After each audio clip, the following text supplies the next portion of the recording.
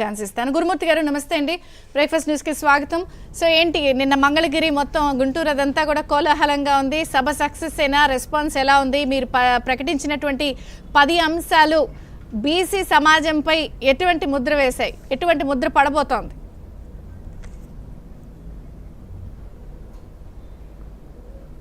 నమస్కారం అమ్మ. మీకు డిబేట్లో ఉన్నటువంటి మిత్రులకు, ఏబిఎన్ వీక్షకులకు హృదయపూర్వక నమస్కారాలు. సభ సక్సెస్ అంటే మామూలు సక్సెస్ కాదు. ఎందుకు చెబుతున్నానంటే మేము అక్కడ లెటర్లు ఉండి మొత్తం చూసాం కాబట్టి కార్యక్రమాలన్నీ కూడా శనివారం రోజు మాకు చెప్పారు సభ పెట్టాలని. శనివారం రోజు చెప్తే మధ్యలో ఆది సోమ మంగళవారం నాడు మేము సభ పెట్టాం, అంటే 2 రోజుల్లోనే. అంటే అట్లా పిలిపిస్తే బీసీ వర్గాలన్నీ కూడా బ్రహ్మాండంగా వచ్చి మరి విజయవంతం చేసినందుకు ముందుగా రాష్ట్రంలోని బీసీ సమాజానికి నేను హృదయపూర్వకంగా శిరస్సు వంచి నమస్కరిస్తా ఉన్నాను.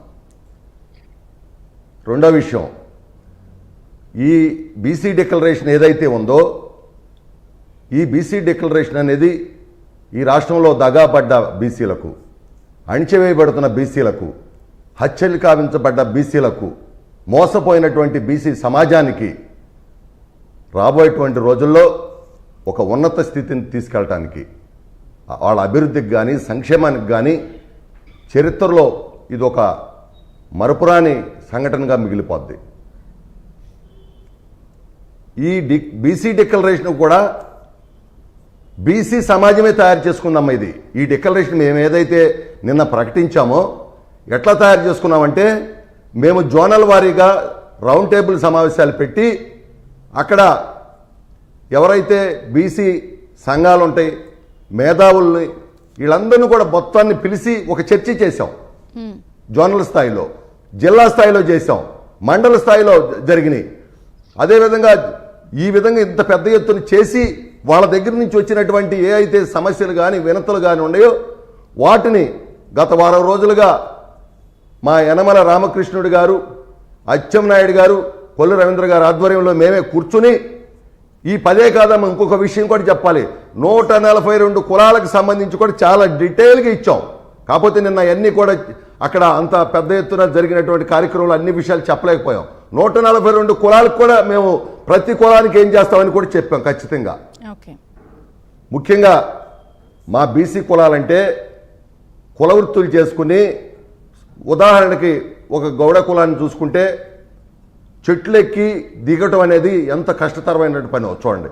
అదేవిధంగా యాదవ సామాజిక వర్గం, మరి వాళ్ళు ఎక్కడెక్కడో తిరిగి ఎక్కడెక్కడో చేస్తూ ఉంటారు. చేనేత వర్గం నిత్యం కూర్చొని పనిచేయటం వల్ల 50 సంవత్సరాలకు ఇబ్బందులు. అదేవిధంగా నాయ బ్రాహ్మణులు కావచ్చు, రజకులు కావచ్చు, మరి ఈ విధంగా అనేక కులాలు అందరికి కూడా 50 సంవత్సరాలకే పెన్షన్ ఇవ్వాలని చెప్పి మేము కోరిన మీదట చంద్రబాబు నాయుడు గారు అది పెట్టడం జరిగింది. అదేవిధంగా బీసీ రక్షణ చట్టం, ఎందుకు బీసీ రక్షణ చట్టం అని మీరు అనుకోవచ్చు. ఇవాళ మీరు చూడండి, ఈ ప్రభుత్వం వచ్చినాక మీరు చెప్పారు 300 అని, కాదమ్మా 500 మందిని చంపారమ్మా. అంతేకాదమ్మా, తర్వాత ఏదైతే మధ్యలో 50,000 మంది చనిపోతే అందుట్లో బీసీ వర్గాలు 25,000 పైబడి ఉన్నారు. అదేవిధంగా ఉపాధి హామీ కానివ్వండి, నీరు చెట్టు బిల్లులు చేసి రాక 100 మంది చనిపోతే దాంట్లో 50 మంది ఉంటారు. అంతేకాకుండా భవన నిర్మాణ కార్మికులు ఎవరైతే ఉన్నారో పనులు లేక దాదాపుగా 200 మంది చనిపోతే అందుట్లో 100 మంది ఉన్నారు.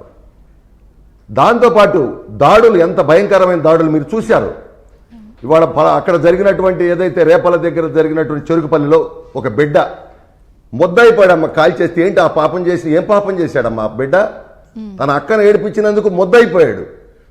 కర్నూలు మేము వెళ్ళాం, ఒక చిన్న పిల్ల, అసలు ఆ తల్లిదండ్రులకి ఏమీ తెలియని అమాయకులు.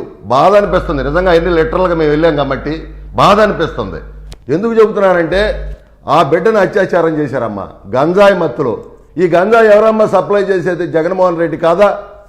మా బిడ్డలు ఆ విధంగా చనిపోతే నారా లోకేష్ గారు, మరి ఆయన పాదయాత్రలో తిరిగి మా నాయకుడు ఆయన చెప్పాడు, బీసీల జోలికి ఎవరైనా రావాలంటే, కన్నెత్తి చూడాలంటే ఖచ్చితంగా ఈ బీసీ రక్షణ చట్టం ఏదైతే ఉందో ఆ బీసీ రక్షణ చట్టం బీసీల పాలిట శ్రీరామ రక్షగా ఉండాలి, భయపడాలి. ఈ విధంగా నిన్న నారా చంద్రబాబు నాయుడు గారు కూడా చెప్పాడు. అందుకని బీసీ రక్షణ చట్టం తెచ్చాం.